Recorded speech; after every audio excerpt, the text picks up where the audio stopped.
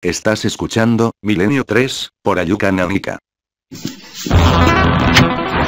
Alternativa 3 era un episodio más, un capítulo de una serie de mucho prestigio en Inglaterra que se llamaba Informe Científico.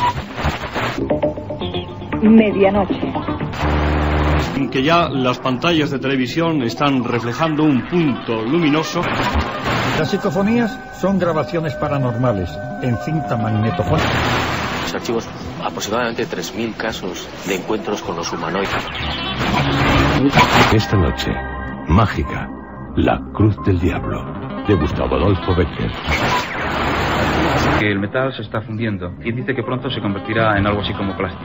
Concretamente esta cuchara que tengo en la mano es nueva totalmente. El túnel del tiempo.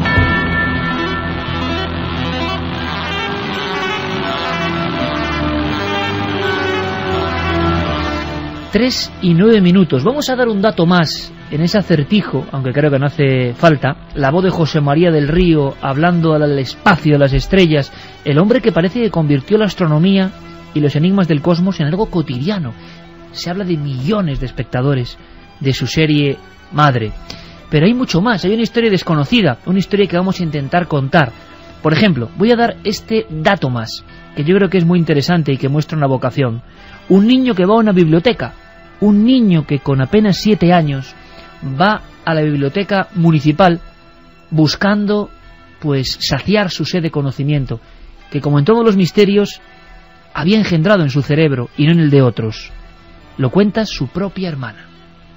Mi madre llevó a Carl a la biblioteca pública de Nueva York porque él quería aprender lo que eran las estrellas. Debía tener 7 u 8 años cuando se acercó a una bibliotecaria y le preguntó si le podía encontrar un libro sobre estrellas. Ella le dijo: claro, hijo, un minuto, ahora vengo. Y apareció con un libro sobre Clark Gable, Greta Garbo, estrellas de Hollywood. ¿Ha adivinado, Carmen, alguien? Pues sí, Daniel, por ejemplo, y Jaime también nos decían, impresionante locución, encima con la música de Cosmos, me ha puesto los pelos de punta. Desde Valencia, Juan Carlos daba el nombre, Carl Sagan. Alfa de Vangelis, músicas que sonaban en aquel inicio de los 80 y la voz increíble de ese locutor, que era la voz en España de Sagan. Por cierto, que luego se han hecho reposiciones de alguna forma o en DVD de esta serie y sin esa voz ya no es lo mismo, ¿verdad, Diego Marañón? Que buenas noches, vaya sorpresa. No te lo esperabas, ¿eh? No me lo habías dicho, que callado lo tenía. José María del Río, Sagan, un punto azul pálido en mitad de la nada, que es la demostración de lo poco que somos y lo que él quiere decir. Este tipo, asombroso, con luces y sombras como todo el mundo, pero que era un niño con una inquietud especial. Ya lo hemos visto desde el principio, ¿eh? Sí, José María Carrascal lo definía en 1980 en sus crónicas para ABC como, bueno, en 3 líneas decía: profesor en la Universidad de Cornell, 45 años, 2 hijos, 2 divorcios, premio Pulitzer, 4 libros en su haber que han sido otros 4 superventas, y la revista Time acaba de dedicarle su portada, el titular: The Showman of Science, el showman de la ciencia. Un hombre con cuello vuelto, con chaqueta de pana, con sonrisa franca, a través de una nave interespacial que de repente populariza términos que parecen lejanísimos al común de los mortales. Estamos hablando de Cosmos, pero antes de Cosmos hay algo, que es su paso por las universidades. Y un detalle muy interesante, parece que en Harvard, en la mítica Harvard, era un incomprendido, Diego.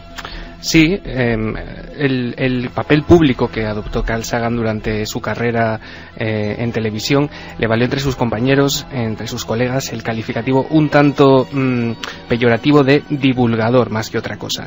Ellos no veían con muy buenos ojos ese afán de popularidad que parecía tener, pero eso sí, todos ellos reconocían que todo aquello cuanto contaba Carl Sagan en televisión, a pesar del lenguaje quizá demasiado lírico o épico para ellos, llegaba al público, todo era real y todo quedaba meridianamente claro. Vamos a conocer, vamos a ver si tantos amigos y amigas se les ha puesto la carne de gallina, ¿no? Cuando han escuchado a José María del Río y han escuchado a Sagan vivo, porque Sagan falleció, luego lo contaremos, se han vuelto a sentir esa conexión con el icono, ¿no?, que se siente cuando uno escucha pues a Félix de la Fuente, a Fernando Jiménez del Oso, a tantos que hicieron tanto y que cuando ha pasado el tiempo es cuando vemos que renace en nosotros una especie de extraña comunión con ellos.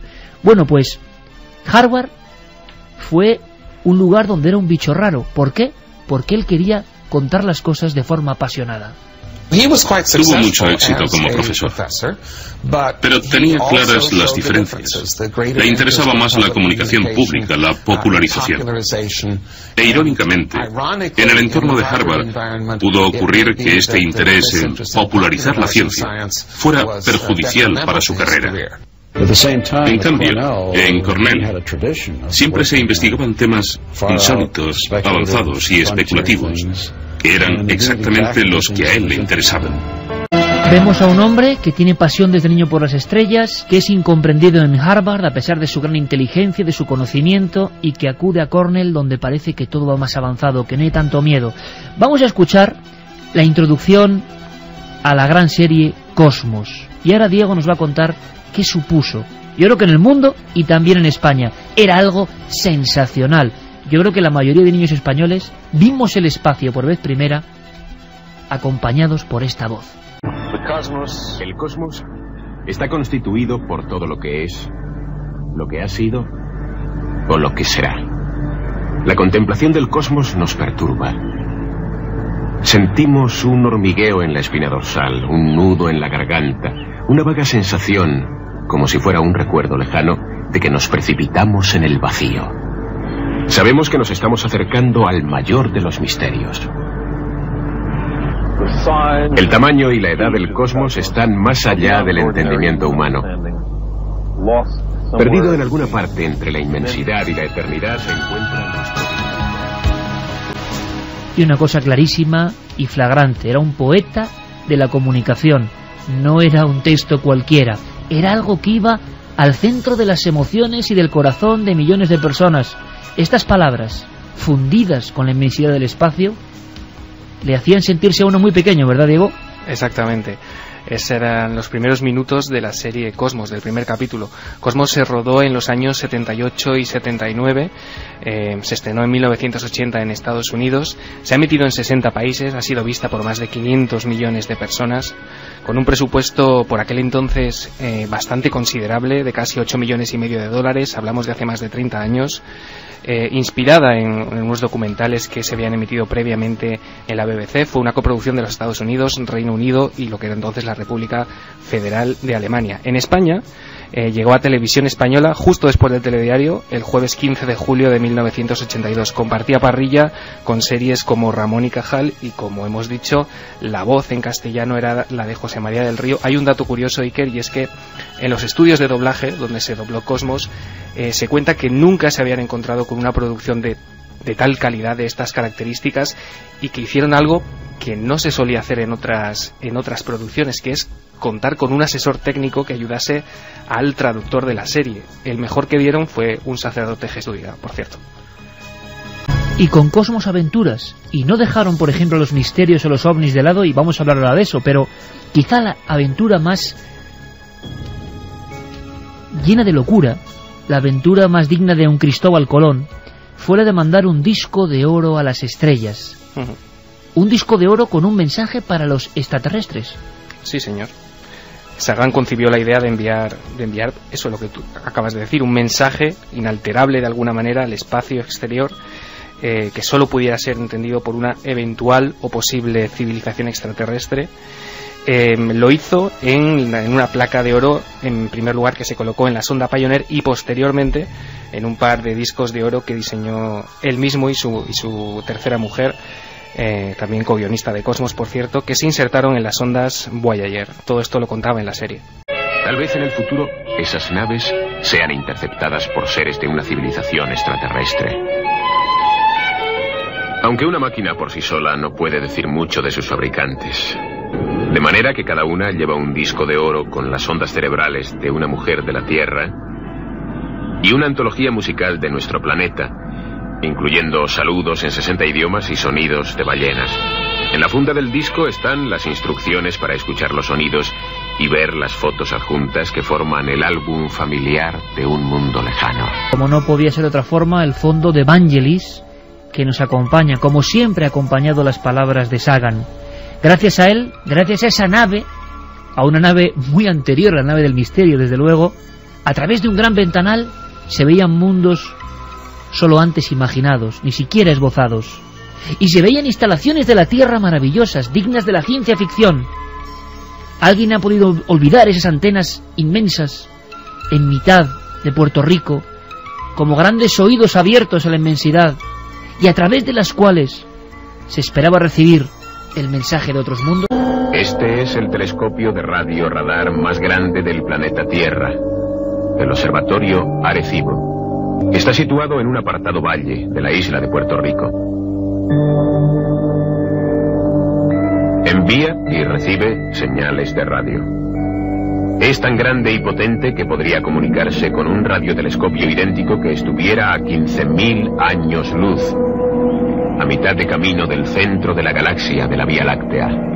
Lo curioso de Sagan, y quizá el secreto de su éxito, aparte de la pasión y de querer ser lo que era, es que conjuntaba perfectamente las palabras, el ritmo de lo científico y lo divulgativo, acudiendo al heroico y, cuidado, no quedándose en lo tecnológico. Diego, Carl Sagan nos enseñó sitios que luego hemos reconocido, por ejemplo, con superproducciones como Ágora, la Biblioteca de Alejandría.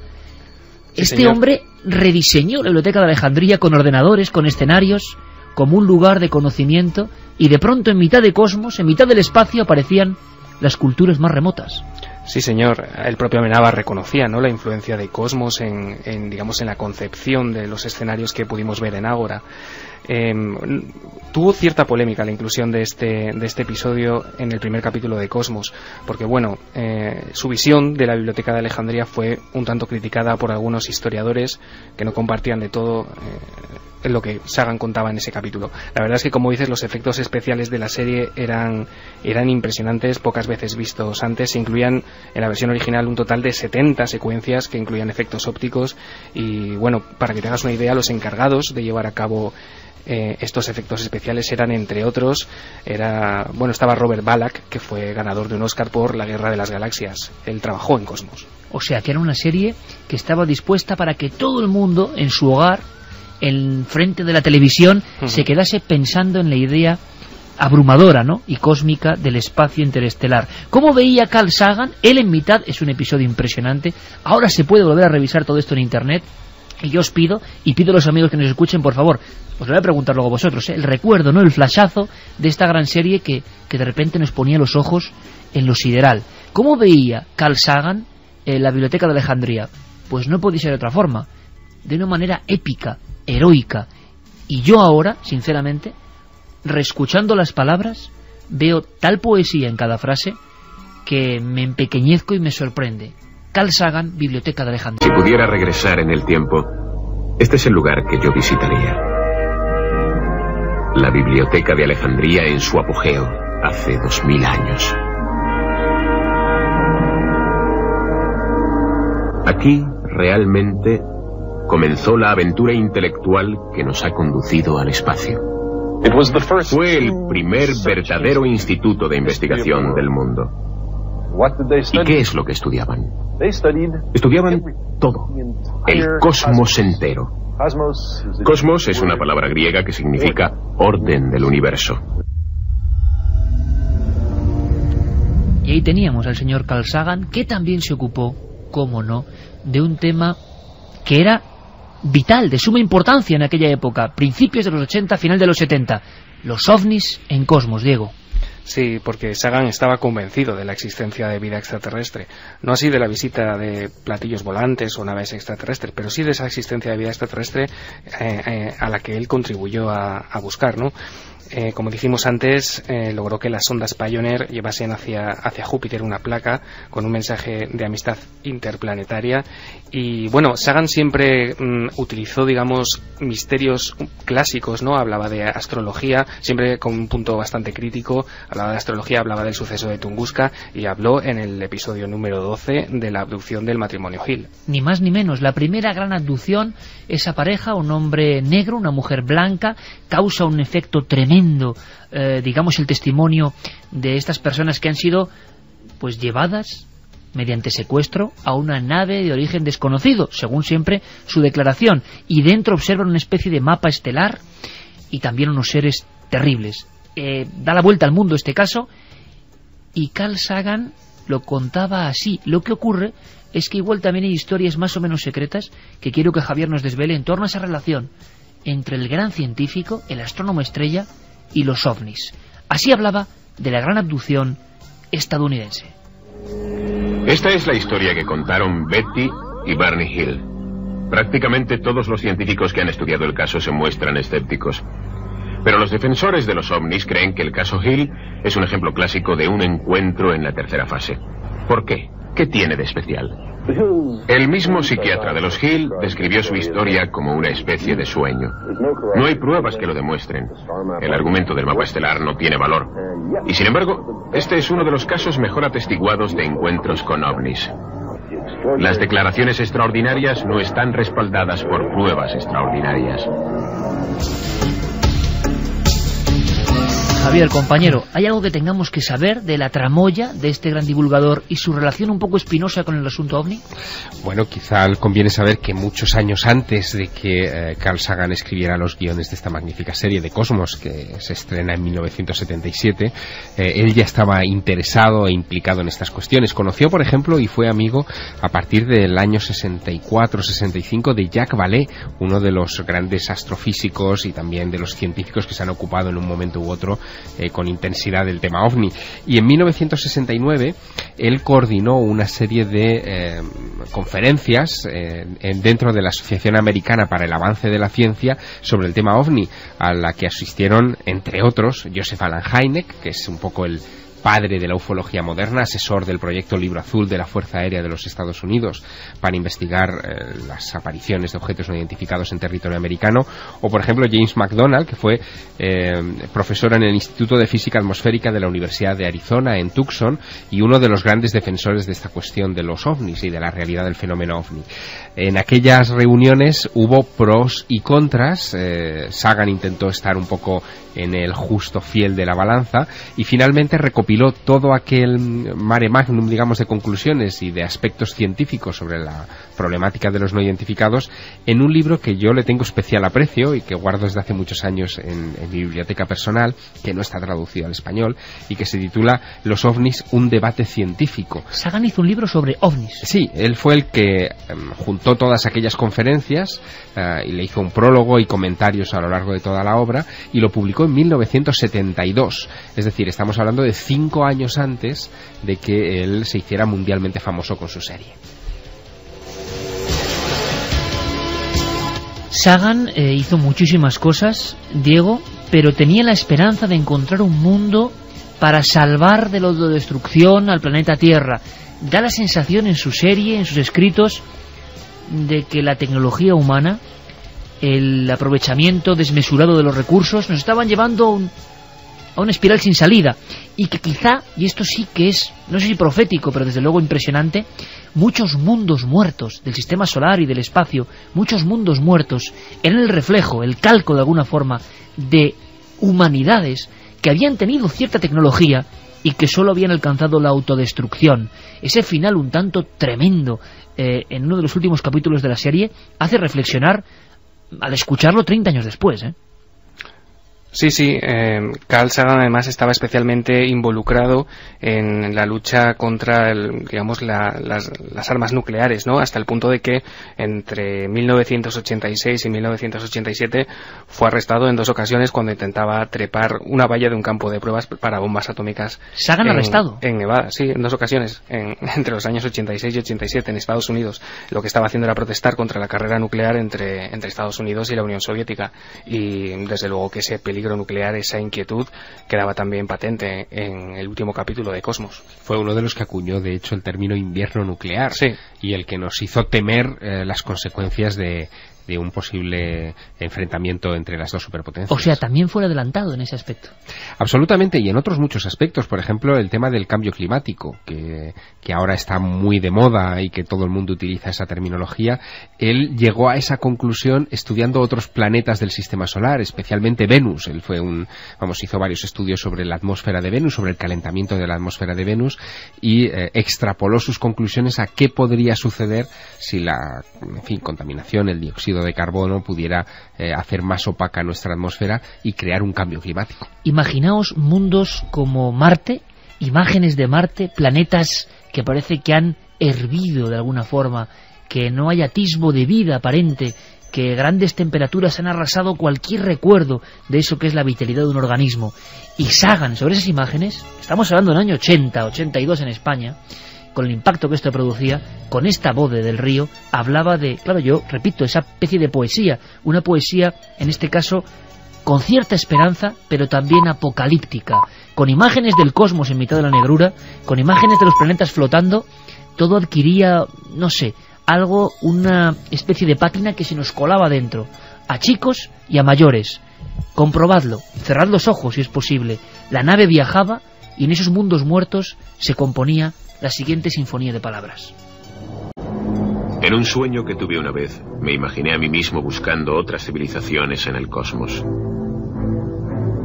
Entre 100.000 millones de galaxias y miles de millones de estrellas, la vida y la inteligencia han tenido que surgir en muchos mundos. Muchos mundos son estériles y desolados.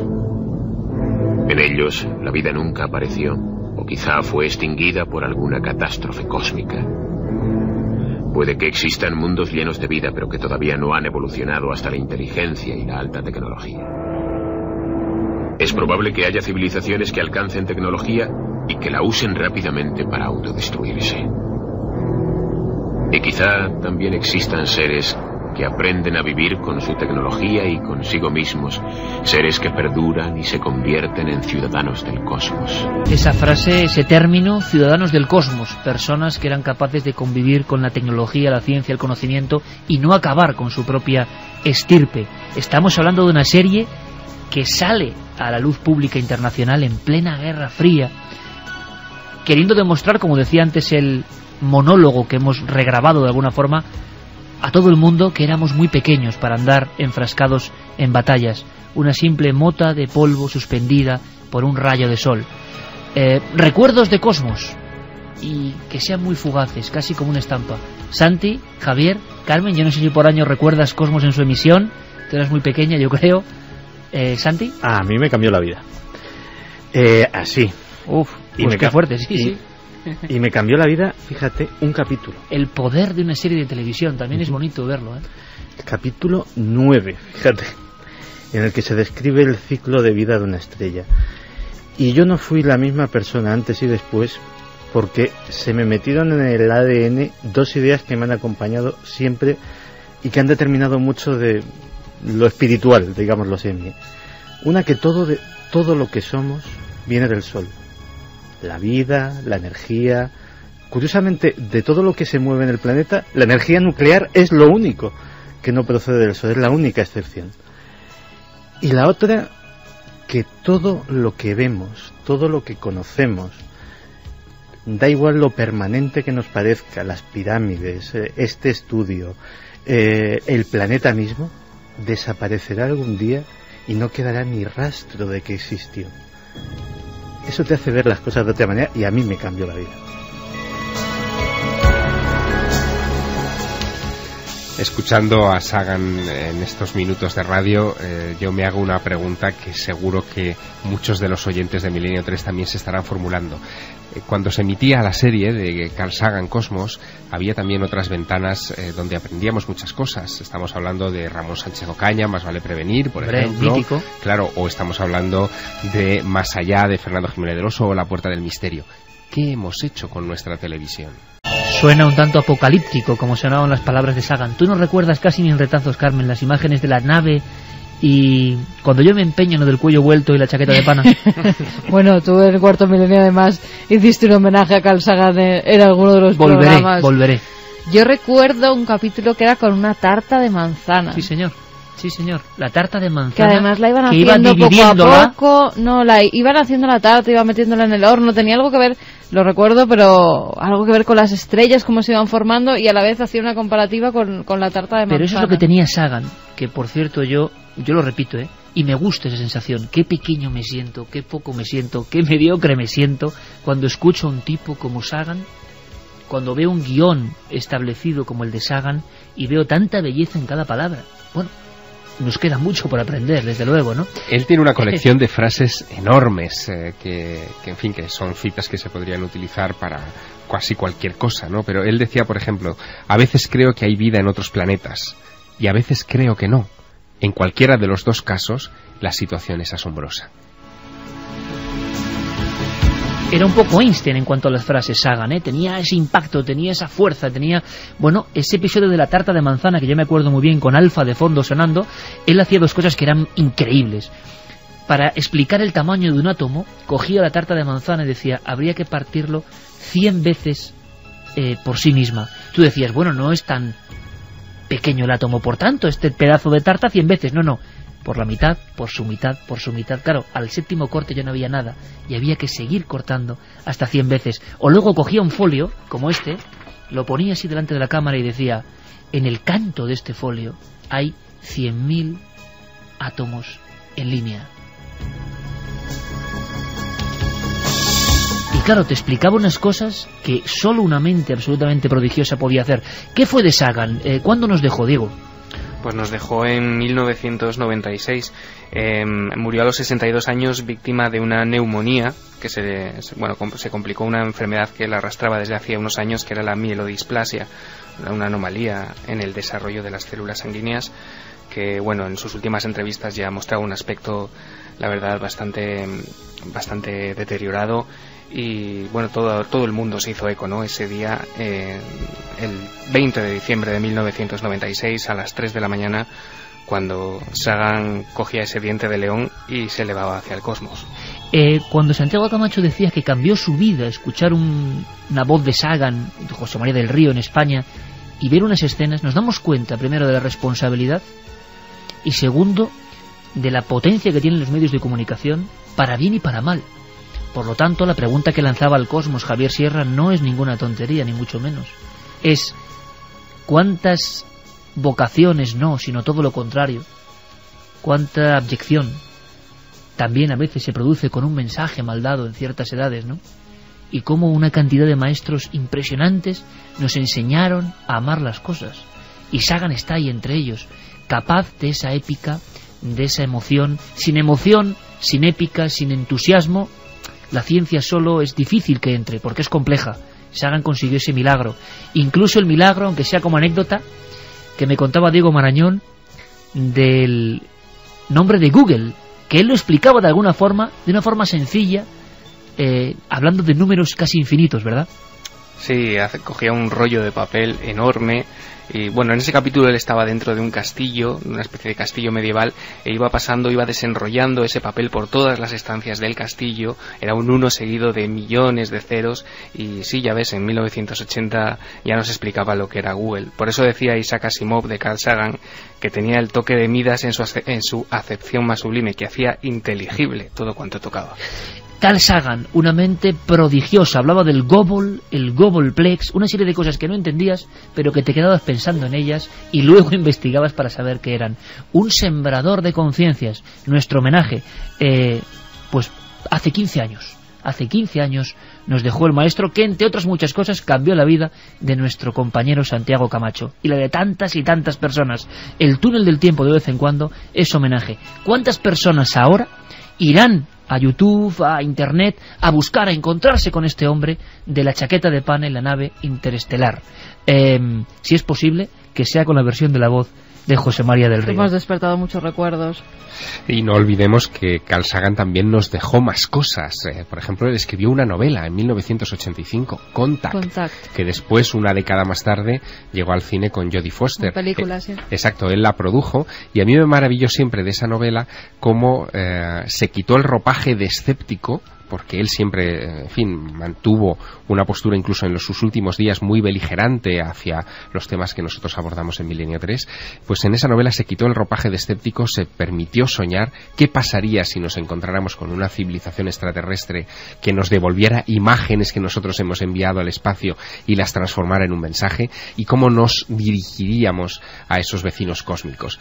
Eso era lo que hacía grande a Carl Sagan, que en lo concreto podía ser escéptico, pero en lo abstracto, en el pensamiento gigante, en el grande, se permitía creer. Nuestro homenaje, Túnel del Tiempo, Carl Sagan, y muchos recuerdos flotando en el ambiente del cosmos. Diego Marañón, gracias por el trabajo, hasta la próxima. Un placer como siempre, Iker, chao.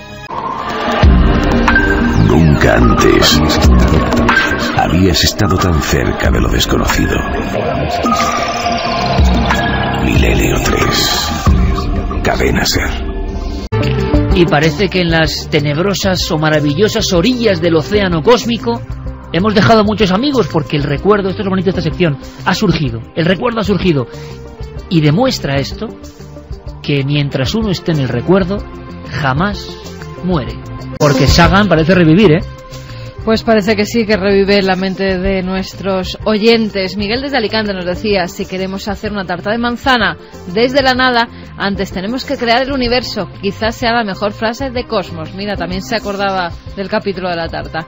Buenas madrugadas, sería maravilloso que hubiera más personas como Sagan, capaz de hacernos ver nuestra inmensa pequeñez y poder albergar, y ahí se nos ha cortado el mensaje. Alberto nos decía, yo la vi en el instituto, en astronomía, muy buena, genial. La vida de Carl Sagan también para estudiar y comentar, seguro que tenía muchas cosas que contar.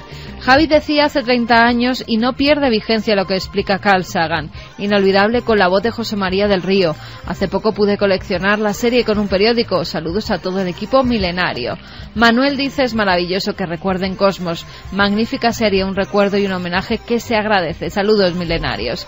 Todos estos datos sobre la serie Cosmos están muy bien, pero la edición en DVD nos dice tiene cambiada la voz. Y es... Nos lo comentaba Germán desde no Las es Palmas. Cosmos, yo lo siento, pero no es Cosmos. Javier Almenar decía, yo tenía 13 años y me quedaba embobado viéndolo con ese fondo cósmico detrás. José Granado, escuchar de nuevo la voz de Carl Sagan me pone la piel de gallina. Yo era un adolescente cuando emitieron la serie y la veía con fascinación, escuchando las palabras mágicas de aquel hombre. Dani dice que él tenía 19 años y Carl Sagan ha sido uno de sus referentes. Desde que mi padre me mostró esta serie se despertó en mí la conciencia y la idea de lo que somos en verdad. Muchas gracias por hacerme recordarla. ¿Qué tendrá también la radio? ¿Qué pasa? Volver a poner una voz y que surgen tantos amigos, ese recuerdo, esa veneración, ese agradecimiento. Y da igual, porque luego hay gente que se queda, imagino, en el detalle, que si Sagan pensaba una cosa. Ante una grandeza de este tipo, pues uno ve a los iconos de la tele. ¿Qué tenían para sembrar esa cantidad de elementos positivos, sobre todo, en tantas personas, ¿no? Y se ve que Sagan, ¿cómo va a estar muerto hace 15 años? Si tanta gente lo recuerda y tanta gente se emociona solo con escuchar la voz de quien ponía su voz en España. Algo pasa, es como si las grandes obras audiovisuales dejaran algo. Oye, yo creo, ojalá, aspiramos a eso, en un futuro cuando ya no estemos nosotros, que alguien hable de nosotros en otros túneles del tiempo y muchos amigos escriban, ¿no? Diciendo, yo me acuerdo de aquella misión. Y este será el corte de audio que pondrán en esa emisión dentro de 30 años. Yo creo que Sagan lo hacía con tanto entusiasmo, con tanta fe, con tanta vehemencia, como procuramos hacerlo aquí, mejor a veces, peor otras, pero con mucho entusiasmo, porque igual en nosotros radica, por lo menos en el subconsciente, de que hay algo de esa misión que hablaba Javier Sierra, algo por lo menos de utilizar los medios no para el lado oscuro, ¿no?, sino para motivar emociones. Y emociones vienen con la sección de nuestro compañero Santiago Camacho. Sonarán los acordes de la conspiración, Noel Calero, compañero, porque vamos a hablar de guerra.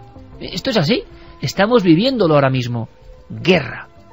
Y detrás de la guerra, amigo Santi, mucha conspiración.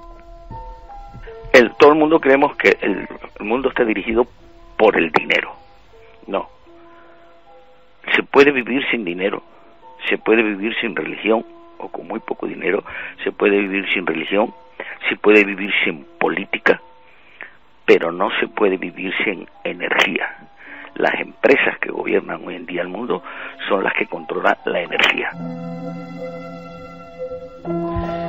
Pues eso es lo que nos decía Alberto Vázquez Figueroa, otro maestro, otro gran maestro, cuya última novela, El mar en llamas, pues gira precisamente alrededor de los secretos de la industria petrolífera. Y es que efectivamente, desde que comenzó la intervención de la coalición en Libia, ha vuelto a surgir en los foros conspiranoicos y no tan conspiranoicos, simplemente en el de los ciudadanos suspicaces, la sospecha de que el petróleo vuelve a estar otra vez detrás de una contienda. Y es que el petróleo, que es un bien fundamental, efectivamente no se puede vivir sin energía, nos decía Alberto Vázquez Figueroa, tiene la inquietante característica de ser finito y su fin puede estar mucho más cerca de lo que imaginamos. Hay una teoría, la teoría del peak oil, del pico de producción del petróleo, o el pico de Hoover, como lo llaman los expertos, que dice que la capacidad máxima de producción que tiene el planeta ya se ha alcanzado y que a partir de aquí todo irá en declive, rápido además, y cada vez será más escaso y más caro, aunque hay, como Alberto Vázquez Figueroa, quien duda de que esto sea así. Yo recuerdo que en el año 75, cuando vino la primera gran crisis del 76, cuando vino la primera gran crisis del petróleo, lo que entonces llamaban los sabios del Club de Roma dijeron muy seriamente que en el 2004 todo el petróleo del mundo se habría acabado. Yo entonces escribí un libro que se llama, una novela que se llama Marea Negra, es muy antigua pero todavía se puede encontrar en algún sitio, donde dije que eso era una estupidez, que el petróleo habría hasta el fin de los siglos y que todo se debía a una maniobra para encarecerlo. Me dijeron que bueno, que yo estaba loco, que qué barbaridad, que tal. Que yo sepa, el 2004 ha quedado atrás ya hace 7 años. Cada día consumíamos y consumimos más petróleo. El petróleo no se ha acabado. O sea que los del Club de Roma quedaron ricos. Pues sí, los del Club de Roma parece ser que quedaron en bastante mal lugar. Y es que la presunta escasez abriría la puerta a terrenos de explotación ahora vedados, como el petróleo de la Antártida, o incluso a la apertura de nuevas líneas de negocio, como los biocombustibles, que harían que esas compañías que ahora controlan toda la energía también controlasen los mercados de los alimentos, provocando especulación, hambrunas, ingeniería genética, intereses ocultos de todo tipo. Forma parte del ideario popular que la industria petrolífera conspira para eliminar energías alternativas, al lado de los famosos motores de agua, de la energía de punto cero, de la fusión fría, aunque la industria del petróleo abarca mucho más de lo que pensamos. Las empresas petrolíferas tienen intereses en casi todo lo que se refiere a energía, no solo en petróleo. Tienen en carbón, tienen en las nucleares, porque esas empresas están controladas o grandes partes de las acciones están compradas con los grandes fondos de inversión o los grandes inversores del mundo. Entonces, a veces ellos mismos se encuentran con problemas. Si compran por allí, se les sale más, se les fastidia el negocio por otro lado. Así pues, ya nos hemos hecho una idea de más o menos qué es el negocio del que estamos tratando. Ahora vamos a unirlo con la otra parte de la ecuación, la guerra. Desde tiempos muy remotos, cuando digo de remotos puede ser la Segunda Guerra Mundial, el petróleo y la guerra han estado firmemente unidos. Hay quien dice que el ataque japonés a Pearl Harbor jamás se hubiera producido de no ser precisamente por un embargo de petróleo norteamericano a Japón que le puso en una situación insostenible y que le obligó, básicamente, a atacar a los Estados Unidos. Esa sería posiblemente la primera gran guerra, la guerra del Pacífico, en la que el petróleo tuvo un importante papel. Pero luego vinieron las guerras propiamente dichas, y como ninguna otra, la primera guerra del Golfo. Y ahí hay una historia apasionante. La historia de la embajadora April Glaspie, que fue desvelada por el New York Times el 23 de noviembre de 1990, y en ese reportaje había la descripción de una interesante conversación entre la embajadora norteamericana y el propio Saddam Hussein. Saddam informaba a la embajada norteamericana del movimiento de tropas que estaba haciendo hacia la frontera con Kuwait, y básicamente preguntaba, si aquí pasa algo, los Estados Unidos, ¿qué harían? Y leo textualmente lo que ponía The New York Times, insisto, 23 de septiembre de 1990, que contestaba la embajadora. No tenemos ninguna opinión sobre los conflictos entre árabes, como su disputa fronteriza con Kuwait. Yo estaba en la embajada estadounidense en Kuwait durante finales de los 60 y la instrucción que teníamos en ese momento era de no expresar ninguna opinión sobre este tema y sobre cuestiones como esta, que no están asociadas para nada con los Estados Unidos. Muchos observadores ven que, y evidentemente así lo entendió el propio Saddam Hussein, que los Estados Unidos le estaban dando luz verde para invadir Kuwait. Y los más suspicaces precisamente opinan que precisamente lo hicieron para justificar una intervención que llevara tropas norteamericanas, sobre todo no tanto a Irak como a Arabia Saudí, que es donde los norteamericanos tienen sus mayores intereses petrolíferos. Pero claro, ha habido otra guerra del Golfo, y si esta fue célebre fue por el tremendo caso de las armas de destrucción masiva. Pensemos que hay un caso que todavía no está solventado, que es el de la muerte del científico y experto en armamento David Kelly en Reino Unido. La única persona en aquel país, en un momento en que todo el mundo apostaba por esa versión y por esos informes que hablaban de armas de destrucción masiva, que se empeñaba en sostener que eran falsos, imposibles y absolutamente carentes de fundamento. Pues David Kelly murió en un extraño suicidio que muchos piensan que no fue tal, y ese caso todavía está pendiente de resolución. Y terminando el rápido repaso, llegamos a nuestros días y nos encontramos con esta serie de revueltas populares que está habiendo en diversos lugares del mundo árabe, y que muchos están asociando también a este tipo de manipulaciones. Y es que hace unos 10 días, Anonymous, la red de la que hablábamos hace unos programas, ha desvelado y colocado en sus sitios web la existencia de un proyecto del ejército norteamericano llamado Proyecto Metal Gear. El Proyecto Metal Gear sería una serie de redes informáticas, de programas muy sofisticados y de elementos para suplantar, analizar y modificar los perfiles de redes sociales.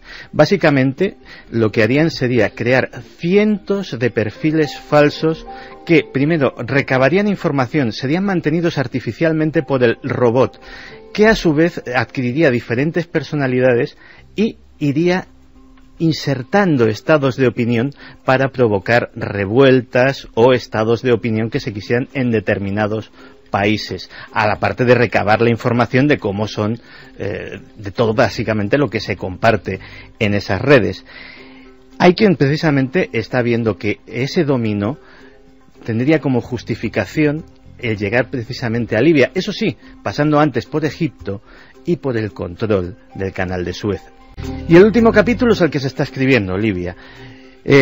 Hay intereses obviamente europeos, buena parte del petróleo de la Unión Europea procede precisamente de Libia, pero digamos que los analistas más suspicaces no estarían tanto centrados en el petróleo como justificación para este reciente interés por derrocar a Gaddafi, reciente porque los mismos países que muchas veces han estado ahora mismo intentando derrocarle han sido fieles aliados en otras circunstancias, sino porque Gaddafi se habría convertido con el paso de los años en la fuerza económica y en uno de los poderes más enormes de toda África, un continente que básicamente está por explotar, no solamente a nivel petrolífero, sino a otros tipos de niveles, y en el que Gaddafi había invertido cantidades ingentes de dinero, por ejemplo, en cosas tan variopintas como desde hacer escuelas y crearse buena prensa en países muy deprimidos, como patrocinar buena parte de los de los mundiales de Sudáfrica. Es decir, se habría convertido en una potencia de influencia tal en África que lo habría convertido en un peligro, porque lo veían, de hecho en muchos países se le llama el padre de África, lo verían casi como una especie de, salvando las diferencias, de potencial Hitler africano, y que habría llegado el momento de pararle los pies. La historia se sigue escribiendo. Pues acabamos estos últimos minutos, Iker, con los resultados de la encuesta que ha quedado. ¿Qué superpotencia posee más secretos sobre los grandes misterios? Pues la gente cree que Estados Unidos, 64,2% frente a 35,8%. Claro, escuchando a Santiago Camacho. Y lo que hace el marketing también, que el cine hace mucho. Pero yo creo que ninguna de las dos. Es que nadie habla de China. China, la tercera en discordia. Una última noticia que nos viene de Japón y el titular es: los milagros también llegan a los perros en Japón. Bueno, después de 21 días se ha encontrado a este perro, ahí está, rescatado. Qué fuerte. Cerca del puerto de Kesenuma. Estaba encima del techo de una casa. Se ve que ha ido comiendo pues restos de lo que se ha ido encontrando. A 2 kilómetros del puerto más cercano, de lo que quedaba del puerto más cercano. Un helicóptero baja para rescatarlo, pero se asusta con el ruido, empieza a saltar de techo en techo de las casas y al final tienen que ir a rescatarlo en un barco. Pero ahora está bien. Lleva una placa de identificación, pero esa placa está sin nada, no tiene nombre, no tiene dirección. Ahora, bueno, está esperando que adopten a este perro milagroso. Milagro canino en mitad del desastre.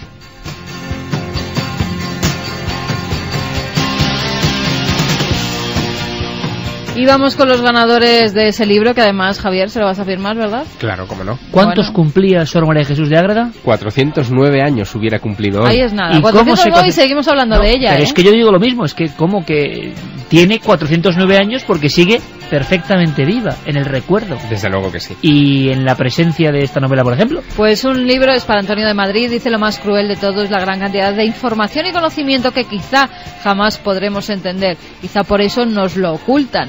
Y habla de todos los gobiernos en general.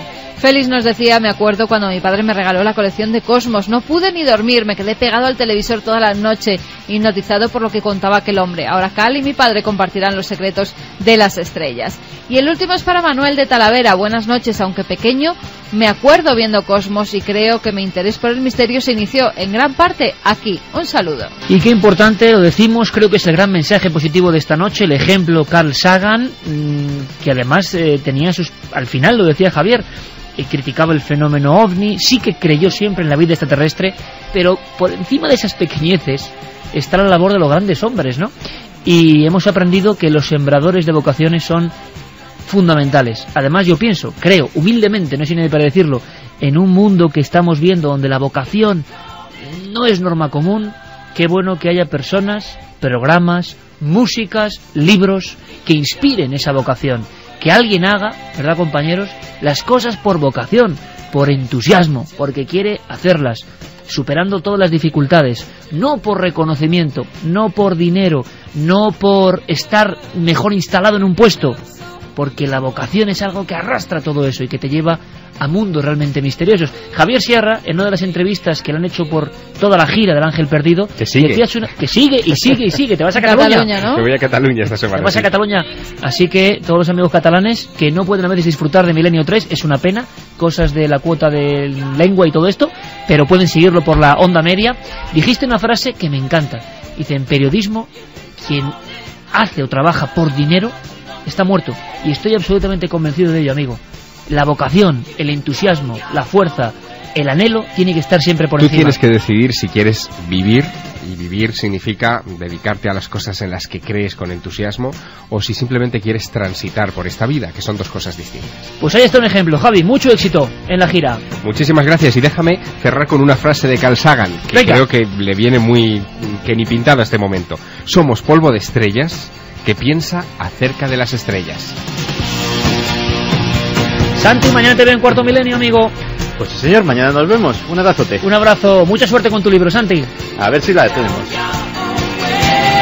Seguro que sí, mañana nos vemos. Titanic, una vez más. Los fantasmas del Titanic. Pero un tema alucinante de última hora. Ahora todas las noticias, que hay muchas noticias minuto a minuto. Sed felices.